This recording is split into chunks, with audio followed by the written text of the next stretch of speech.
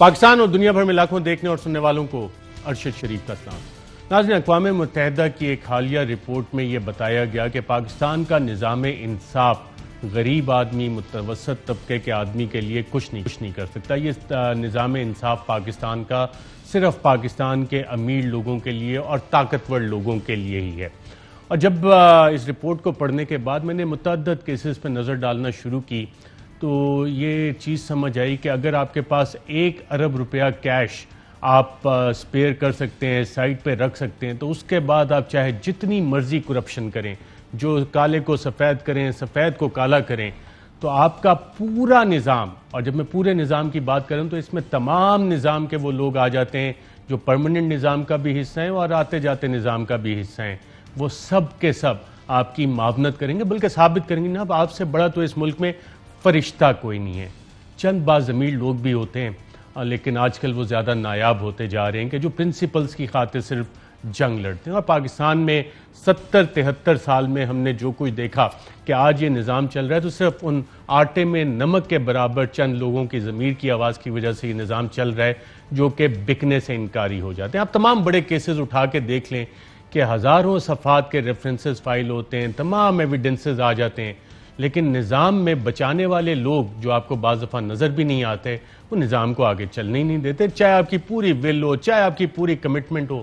نواز شریف صاحب کا ہی مسئلہ دیکھ لیں، رپورٹس آئیں، بنی، چلے بھی گئے، آج تک اس حکومت میں اتنی سخت ہی پیدا نہیں ہوئی جو کہتی ہے کہ جی جعلی رپورٹس پہ چلے گئے کہ اس پہ کوئی بتائی دیں، کوئی انکوائری ہولڈ کر لیں کہ جی یہ جعلی میڈیکل رپورٹس کس نے بنائیں، کیسے یہ سارا معاملہ ہوا۔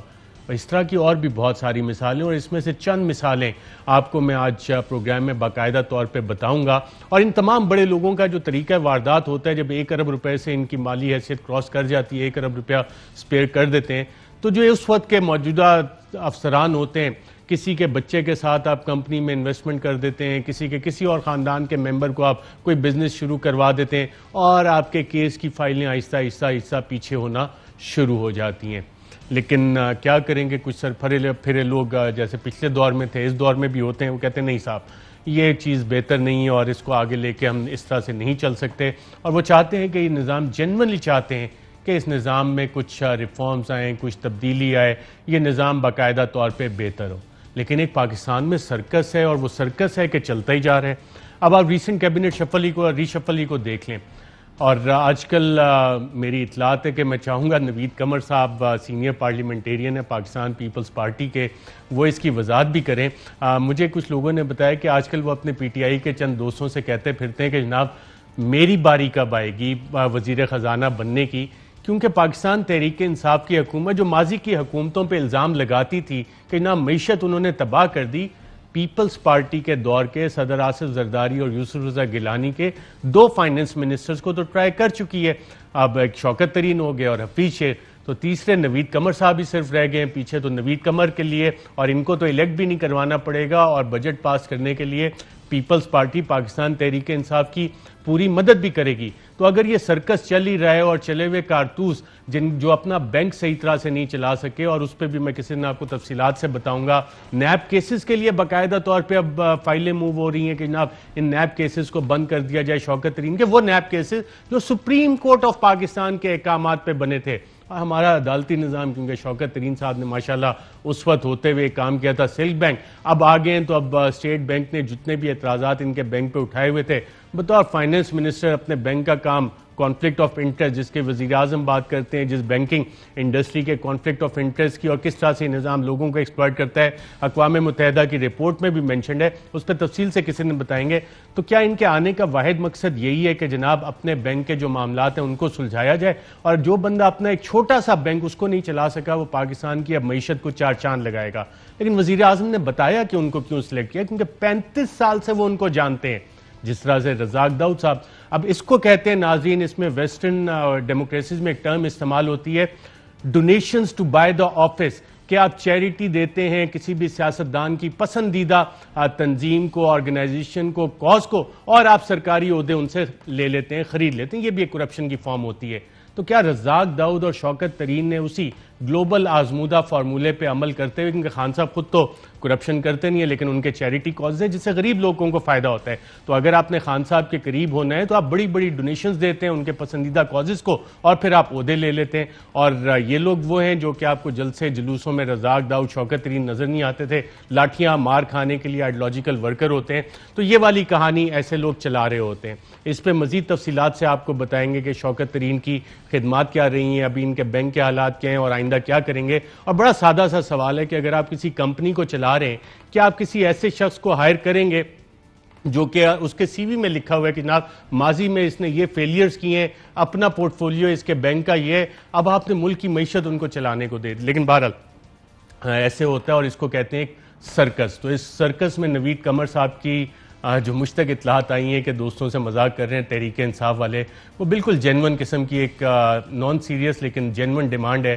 اور نوید قمر صاحب پیپلز پارٹی کے واحد وزیر خزانہ رہ جائیں گے جو اس حکومت نے ٹرائی نہیں کیا. اور اسی سرکس کے آن گوئنگ سرکس کے جو عرصہ دراز سے چلا آ رہا ہے کہ جس نظام کو تبدیل کرنا تھا عمران خان صاحب نے بطور وزیر اعظم، شاہد خاقان عباسی صاحب نے بھی اس سرکس کے حوالے سے آج کیا بات کی.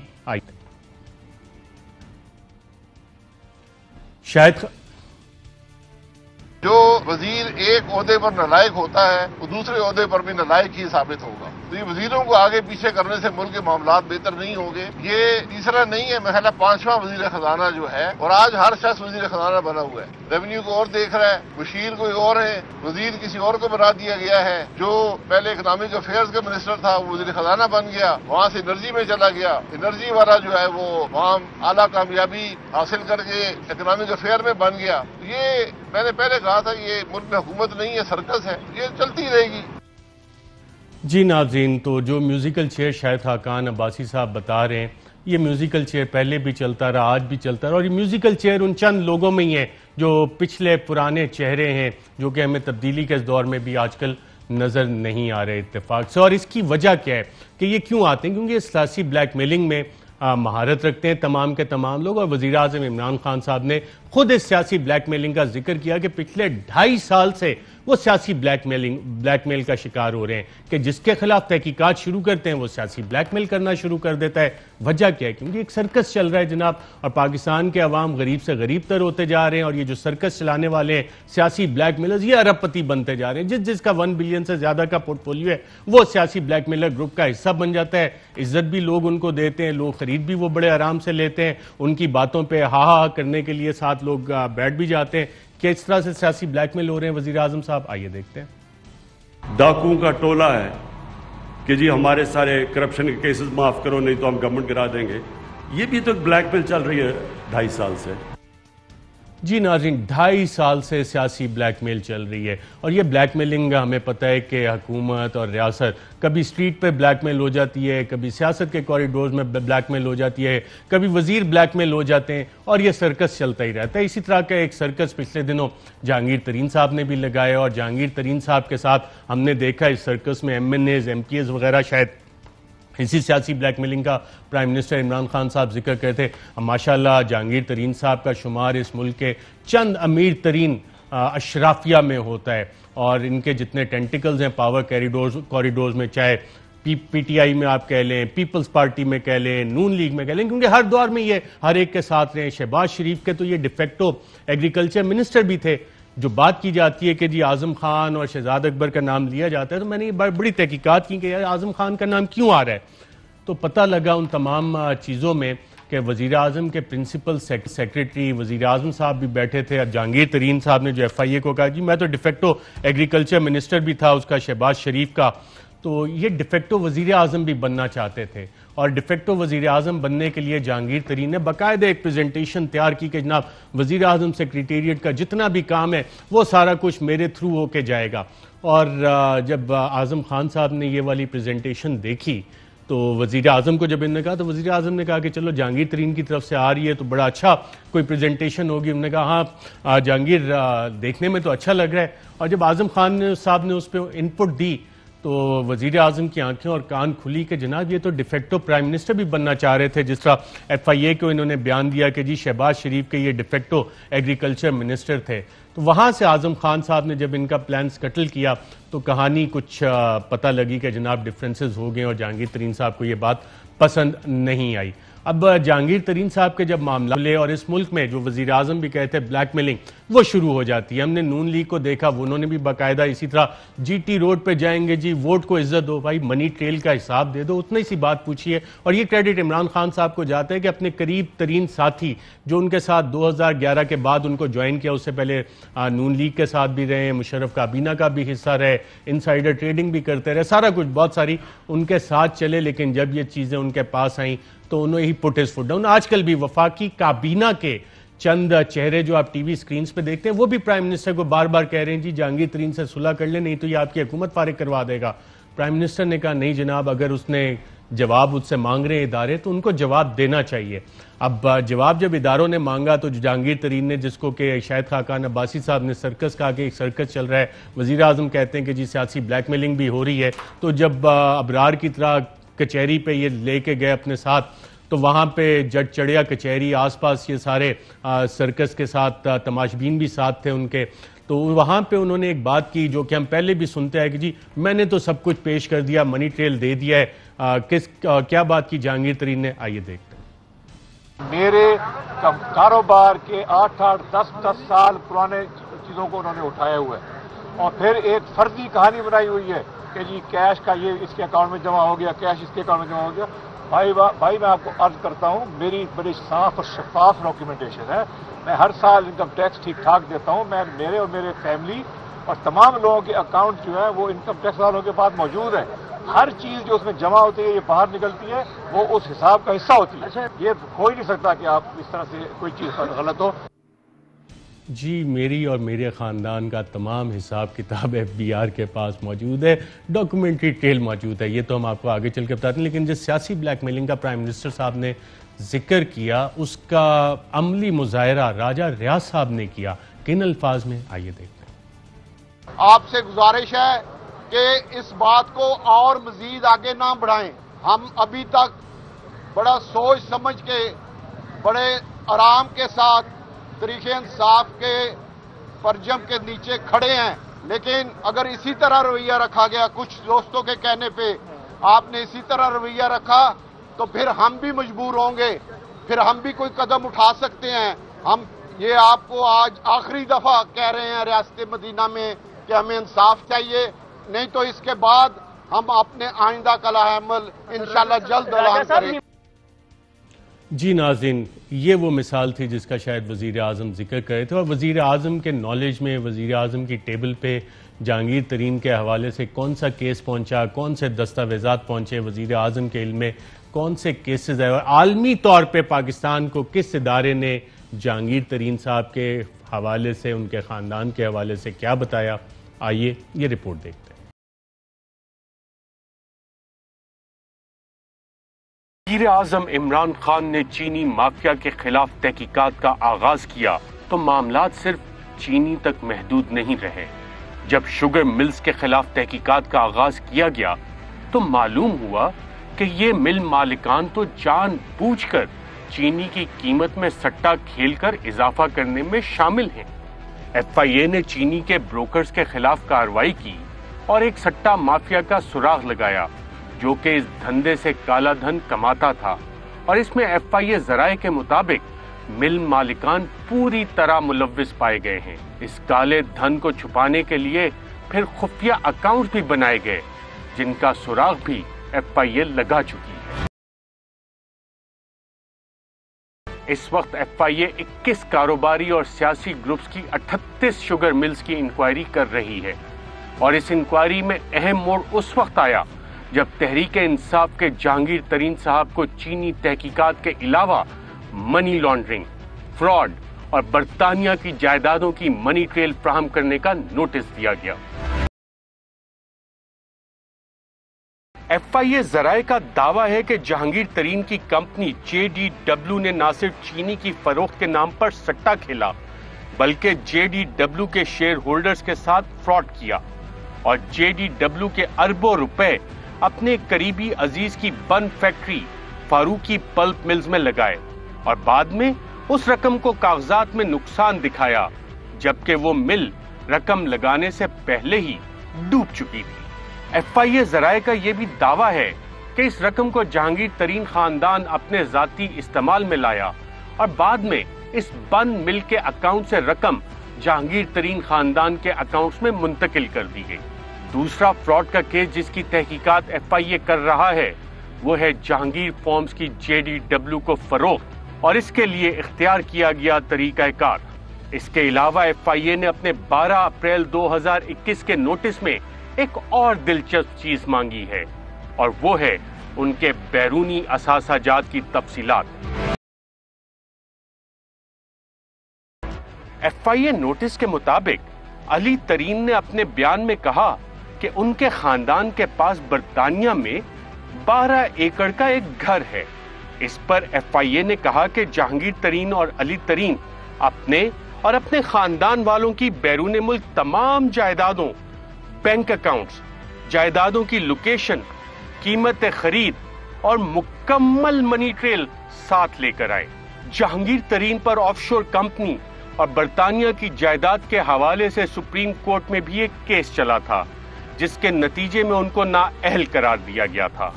جہانگیر ترین کے مطابق وہ سپریم کورٹ میں اپنی بیرون ملک جائیدادوں کی منی ٹریل دے چکے ہیں۔ سپریم کورٹ کا فیصلہ اگر پڑھیں تو اس میں ایک تو ذکر کیا گیا ہے کہ جہانگیر ترین صاحب کی جانب سے انسائیڈر ٹریڈنگ کا اور بتایا گیا ہے کہ انہوں نے اپنے خاندان اور مالی کے ذریعے یونائٹڈ شوگر ملز کے شیئرز کی انسائیڈر ٹریڈنگ کی۔ اس انسائیڈر ٹریڈنگ سے کم از کم 70.81 ملین روپے کا فائدہ اٹھایا، جس پر SCCP کی طرف سے ان کو نوٹس دیا گیا اور کیس ثابت بھی ہوا، جس پر جہانگیر ترین کی جانب سے یہ رقوم واپس کرنے کی پیشکش کی۔ سپریم کورٹ نے جہانگیر ترین کے برطانیہ میں موجود گھر اور آف شور کمپنی کے بارے میں بھی تفصیل سے لکھا ہے، مگر سپریم کورٹ کے فیصلے کی جانب جانے سے پہلے ذرا FIA کی حالیہ کارروائی دیکھتے ہیں۔ جہانگیر ترین کے صاحبزادے علی ترین نے FIA میں اپنی پیشی کے دوران FIA کو بتایا کہ برطانیہ میں ان کا ایک گھر ہے جہاں وہ لوگ رہتے ہیں۔ اس پر FIA نے موقع غنیمت جانتے ہوئے ان کو نوٹس بھیجا کہ وہ اپنے تمام غیر ملکی اثاثہ جات اکاؤنٹ اور اثاثہ جات خریدنے کے لیے منی ٹریل بھی ساتھ لے کر آئیں۔ FIA ایسا کیوں کر رہی ہے؟ کیا یہ تمام معاملہ سپریم کورٹ میں جا چکا تو دوبارہ کیا وہی کیس کھل رہا ہے؟ ایسا کیا ہوا کہ چینی کی تحقیقات میں اچانک ہی جہانگیر ترین کے صاحبزادے سے لندن جائیداد کا منی ٹریل بھی مانگ لیا گیا ہے؟ اس سب کو سمجھنے کے لیے ہمیں چند سال پیچھے جانا پڑے گا۔ شاہد خاقان عباسی صاحب نے بطور وزیر اعظم 5 اپریل 2018 کو ایک 5 نکاتی ٹیکس ریفارمز پیکج متعارف کروایا، جس کے تحت بیرون ملک اکاؤنٹ اور جائیدادیں 2% اور 5% ادا کر کے وائٹ کی جا سکتی تھیں۔ اس کے چند دن بعد ہی جہانگیر ترین نے ایک ٹویٹ کی اور قوم کو بتایا کہ جناب یہ ایمنسٹی تو کالا دھن سفید کرنے کے لیے دی جا رہی ہے۔ ترین صاحب نے اپنی ٹویٹ میں یہ بھی لکھا کہ اس اسکیم کے ذریعے پیغام دیا گیا کہ ٹیکس نہ دو، شہریوں کا مال چراؤ اور اپنا چوری کا مال مضحکہ خیز ریٹس پر قانونی بنا لو۔ عمران خان صاحب نے بھی اس اسکیم کے خلاف آواز اٹھائی۔ جو ایماندار ٹیکس پیئر ہے ان کے اوپر ٹیکس ہے۔ کتنی ایمنسٹی کامیاب ہوئی ہیں اسکیمز، کتنی دفعہ ایمنسٹی اسکیم دی گئی ہے۔ یہ اس ملک کی مجھے افسوس سے کہنا پڑتا ہے کہ رولنگ ایلیٹ اپنے لیے ایمنسٹی اسکیم لے کے آتی ہے بلیک کا پیسہ وائٹ کرنے کے لیے۔ اس کو ہم اس کی سخت مخالفت کریں گے۔ خاقان عباسی نے تقریر کی ہے اور اس نے ایک ایمنسٹی اسکیم دی ہے۔ آپ نے دیانتداری کو سزا دی اور آپ نے کرپٹ لوگوں کو، ٹیکس چوروں کو، کرپٹ والوں کو جو پیسہ یہاں سے چوری کر کے باہر لے کے جاتے ہیں، آپ نے ان کو موقع دیا اپنا بلیک کا پیسہ وائٹ کرنے کے لیے۔ 2018 میں ہماری حکومت آئے گی، جو بھی آج آپ قدم اٹھائیں گے ہم اس کو تسلیم نہیں کریں گے، ہم اس اسکیم کو نہیں مانیں گے۔ اس ایمنسٹی اسکیم کو میری اور میری پارٹی مسترد کرتی ہے۔ ہم آج کہہ رہے ہیں کہ انشاءاللہ 2018 का हम इलेक्शन जीतेंगे, जिन्होंने एमनेस्टी ली है सबको इन्वेस्टिगेट करेंगे कि जो लोग ईमानदारी से इस मुल्क में टैक्स देते हैं वो तो बेवकूफ लोग निकले ना। आपने तो उनको ये पैगाम दिया कि तुम्हारे से ज्यादा बेवकूफ कोई है नहीं। कितनी दफा नून लीग ने एमनेस्टी स्कीम दी है, कितनी दफा पीपल्स पार्टी ने दी है, क्या फायदा हुआ है पाकिस्तान को? सिवाय ये कि चोरों को मौका देते हो ब्लैक का पैसा व्हाइट करने के लिए। ये मैं आज कह रहा हूं, हम इसको नहीं मानते। इंशाल्लाह हमारी हुकूमत आएगी, हम उन सबको इन्वेस्टिगेट करेंगे जिनको तुमने ब्लैक का पैसा व्हाइट करने का मौका दिया है। तो जनाब, जिस वक्त तहरीक इंसाफ अपनी पूरी कुव्वत से इस टैक्स एमनेस्टी की मुखालफत कर रही थी, उस वक्त इमरान खान के बाद तहरीक इंसाफ के ताकतवर तरीन शख्स जहांगीर तरीन के साहबजादे शाहिद खाकान अब्बासी साहब की उसी एमनेस्टी स्कीम से फायदा उठा रहे थे। जी हां, 14 जुलाई 2018 को प्रिंट किया गया ये दस्तावेज अली तरीन साहब का ही है।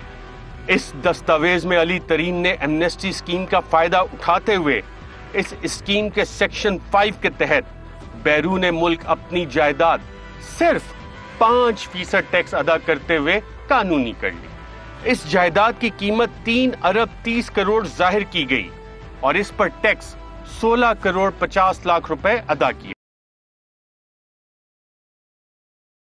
अली तरीन ने यह दस्तावेजात ऑनलाइन दाखिल की और चुपके से अपना बरतानिया में मौजूद घर कानूनी करवा लिया।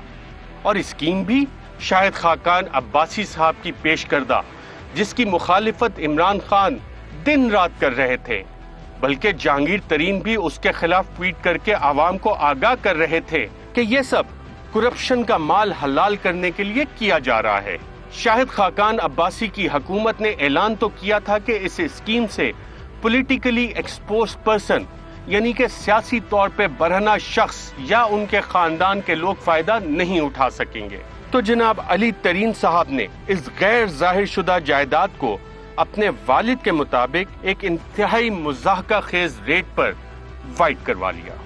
यहाँ बहुत से सवालात भी पैदा होते हैं कि क्या यह सब जहांगीर तरीन की मर्जी से हुआ?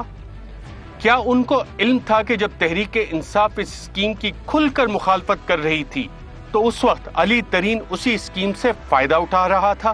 क्या जहांगीर तरीन ने इमरान खान को एतमाद में लिया था कि जनाब हम इस स्कीम की मुखालफत करेंगे क्योंकि ये काला धन सफेद करने वालों के लिए मुतारिफ कराई गई है, लेकिन मेरा बेटा इस स्कीम से फायदा उठाएगा।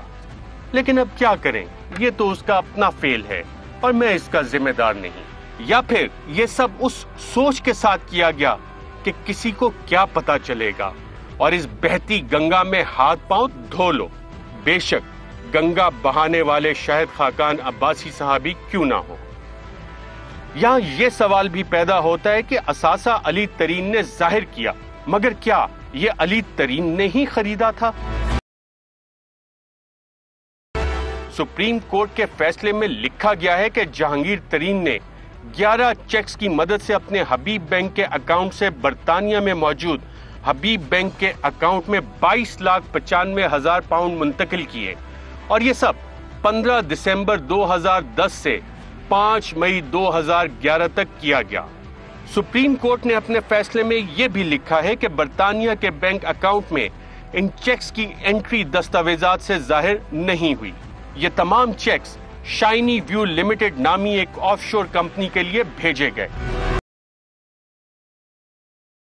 सुप्रीम कोर्ट ने अपने फैसले में यह भी लिखा है कि 27 अप्रैल 2011 को बनने वाली इस कंपनी के बारे में उनको ये इल्म नहीं है कि किसने बनाई और इसके शेयर होल्डर्स कौन कौन हैं।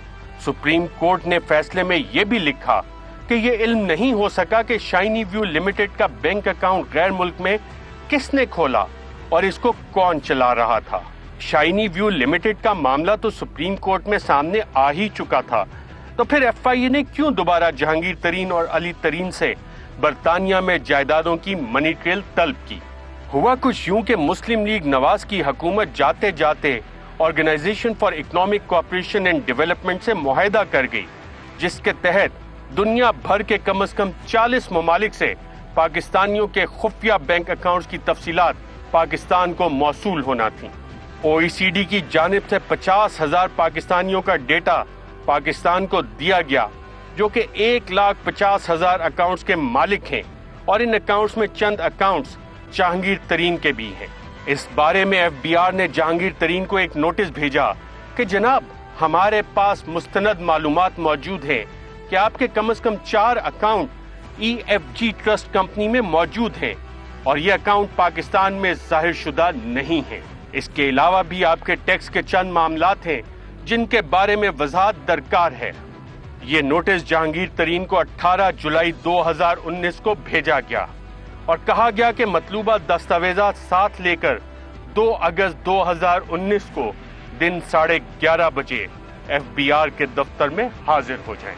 इस नोटिस पर जहांगीर तरीन की जानिब से उनके अकाउंटेंट फर्गूसन कंपनी के आसिम जुल्फिकार पेश हुए और जहांगीर तरीन की जानिब से जवाबात जमा करवाए। FBR के खतूत से मालूम होता है कि आसिम जुल्फिकार बारहा FBR के सामने पेश हुए और जहांगीर तरीन के केस को ज़बानी डिस्कस किया। FBR के नोटिस के मुताबिक जहांगीर तरीन के EFG में 4 गैर जाहिर शुदा अकाउंट थे। इसमें अकाउंट नंबर CL11867 में 3,09,57,000 बरतानवी पाउंड मौजूद थे, जबकि अकाउंट नंबर CL11868 में 26,80,000 पाउंड मौजूद थे, जबकि बाकी 2 अकाउंट्स में बैलेंस 0 था। FBR के मुताबिक ये तमाम अकाउंट्स गैर जाहिर शुदा हैं। पहले अकाउंट के बारे में जहांगीर तरीन के नुमाइंदे ने FBR को EFG की जानिब से एक खत के जरिए बताया कि उसमें बैलेंस 1,52,75,000 पाउंड है, ना कि 3 करोड़। FBR को यह भी बताया गया कि इस ट्रस्ट फंड में जहांगीर तरीन एक एक्सक्लूडेड पर्सन है और असल में इस सब का मालिक खानदान का एक और फर्द है। उस फर्द का नाम FBR को नहीं बताया गया, मगर FBR ने शनाख्ती कार्ड नंबर के जरिए पता लगाया कि वो करीबी अजीज कोई और नहीं, अली तरीन है। FBR ने अली तरीन के असासाजात की तहकीकात की तो पता चला कि उन्होंने तो 2018 की टैक्स एमनेस्टी स्कीम से फायदा उठाया है, मगर दस्तावेजात में ना ही कैसिडी ट्रस्ट, ना रैंडम ट्रस्ट TF का नाम जाहिर किया है और ना ही असासाजात की तफसील लिखी है। जहांगीर तरीन के नुमाइंदे ने यह दावा किया कि ये तमाम ट्रस्ट और जायदादें अली तरीन की हैं और वो टैक्स एमनेस्टी स्कीम के तहत इनको जाहिर कर चुके हैं, मगर FBR को मुतमईन करने में नाकामी का सामना रहा और जहांगीर तरीन को मजीद नोटिस भी भेजे गए। इस तमाम तहकीक में मजीद इंकशाफात भी सामने आते रहे। ये भी सामने आया कि EFG के एक अकाउंट में 1.5 करोड़ पाउंड दरअसल कैसिडी ट्रस्ट नामी एक ऑफशोर कंपनी में सरमायाकारी है, जबकि अकाउंट नंबर CL11868 में मौजूद 26,80,000 पाउंड रैंडम ट्रस्ट नामी ऑफशोर कंपनी में है। जहांगीर तरीन के नुमाइंदे ने FBR को यह भी बताया कि 1.5 करोड़ EFG के अकाउंट में कैसिडी ट्रस्ट की सरमायाकारी है। असल में कैसिडी ट्रस्ट के आगे 2 कंपनियां सनफ्लावर इन्वेस्टमेंट लिमिटेड और सफायर लिमिटेड हैं, जिनमें यह सरमायाकारी की गई है। यानी कि ट्रस्ट में खुफिया अकाउंट, उस खुफिया अकाउंट में आगे 2 ऑफशोर कंपनियां और फिर उनमें से एक कंपनी के आगे मजीद 2 कंपनियां। यानी अगर मलकियत ढूंढनी पड़ जाए तो तमाम उम्र बीत जाए और ये मालूम ना हो सके कि इस तीतर के आगे 2 तीतर हैं या पीछे, और कुल मिलाकर कितने तीतर हुए।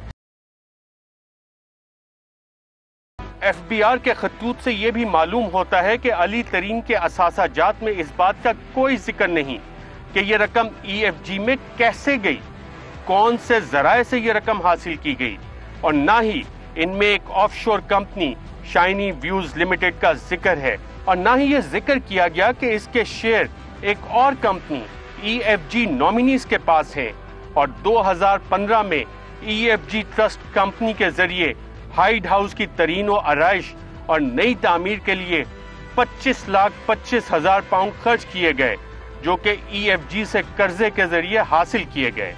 मगर फिर सवाल यह है कि यह कर्ज कैसे अदा किया गया, ये कर्ज کتنا تھا؟ کیا یہ ملا بھی کہ نہیں؟ ان تمام سوالات کے جوابات معلوم کرنے کے لیے ایف بی آر اور ایف آئی اے جہانگیر ترین سے بارہا منی ٹریل مانگ چکے ہیں، مگر اب تک یہ منی ٹریل ان کے مطابق سامنے نہیں آیا۔ جی ناظرین، اس تیتر کے آگے کتنے تیتر اور پیچھے کتنے تیتر، اس حوالے سے آئندہ آپ کو مزید دستاویزات سے سٹوریز آپ کے سامنے لاتے رہیں گے جب تک یہ منی ٹریل کلیئر نہیں ہوتا۔ اور وقفہ لیں گے، وقفے کے بعد اسی طرح کی ایک اور کہانی اور تیتر سے ٹی ٹی کا سفر ایک وقفے کے بعد۔ ویلکم بیک ناظرین، اس ملک میں اگر آپ کے اثاثہ جات 1 ارب روپے سے زیادہ بڑھ جائیں اور کیش آپ کے پاس ہو کہ جناب آپ نظام کو سکٹل کر سکیں، نظام کے اعلیٰ لوگوں کو خرید سکیں، تو آپ کی سیاسی مصلحتیں بھی کے تحت بھی آپ کو بہت سا ریلیف پہنچایا جاتا ہے اور کچھ نہ نظر آنے والے چہرے پورا سسٹم میں زور لگاتے ہیں کہ جناب آپ کی بچت ہو جائے، اور شریف خاندان اس حوالے سے بہت خوش قسمت رہا ہے۔ اب لاہور ہائی کورٹ کا ایک حالیہ فیصلہ آیا جس میں کہ جسٹس ازجد جاوید صاحب نے چند انتہائی اہم سوال اٹھائے شہباز شریف خاندان کے حوالے سے اپنے فیصلے میں، اور میں اس میں بغیر کچھ ایڈ یا مائنس کیے وہ فیصلہ پڑھ دیتا ہوں تاکہ آپ کو یہ گورکھ دھندا سمجھ آئے کہ جناب ان پبلک آفس ہولڈر سے سوال ہی نہیں کیا جا سکتا کہ جناب یہ ٹی ٹیوں کے ذریعے آپ کے پیسے کیسے بن گئے۔ اور معزز جسٹس ازجد جاوید نے کیا اپنے فیصلے میں لکھا، وہ یہ کہ درخواست گزار نے پہلی بار 1990 میں عوامی عہدہ سنبھالا جب وہ قومی اسمبلی کے ممبر بنے، اور اس وقت ان کے ظاہر کردہ اثاثہ جات کی مالیت 2.12 ملین روپے تھی، جس میں ان کے خاندان کے اثاثہ جات بھی شامل تھے۔ درخواست گزار 1993 سے 1997 تک پنجاب اسمبلی میں اپوزیشن لیڈر رہے، اور 1997 میں ممبر پنجاب اسمبلی منتخب ہو کر وزیر اعلیٰ پنجاب منتخب ہوئے، اور 1998 میں ان کے ظاہر کردہ اثاثہ جات کی مالیت 14.86 ملین روپے تھی۔ درخواست گزار 2008 سے 2018 تک وزیر اعلیٰ پنجاب رہے، اور خاندان کے افراد سمیت ان کے اثاثہ جات کی مالیت 7,328 ملین روپے تک بڑھ گئی۔ جسٹس ازجد جاوید گھرال نے اپنے فیصلے میں یہ بھی لکھا کہ یہ اثاثہ جات صرف درخواست گزار کے نام پر ہی نہیں بلکہ ان کے خاندان کے افراد کے نام پر بھی بے نامی دار کے طور پر موجود ہیں۔ درخواست گزار نے مندرجہ ذیل 5 کیٹیگریز میں اپنی آمدن ظاہر کی۔ کاروباری آمدن سال 2014 سے 2018 تک 124 ملین روپے ظاہر کیے، مگر کوئی کاروباری اکاؤنٹ اور کاروبار کی نوعیت بتانے میں ناکام رہے۔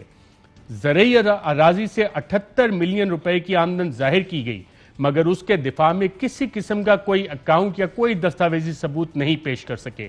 البتہ جھر پیداوار کے آفیشل ریکارڈ کے مطابق اس سے آمدن 13.51 ملین روپے سے زیادہ نہیں ہو سکتی، اور بتائی گئی آمدن اور اصل آمدن میں 64 ملین روپے کا تضاد ہے۔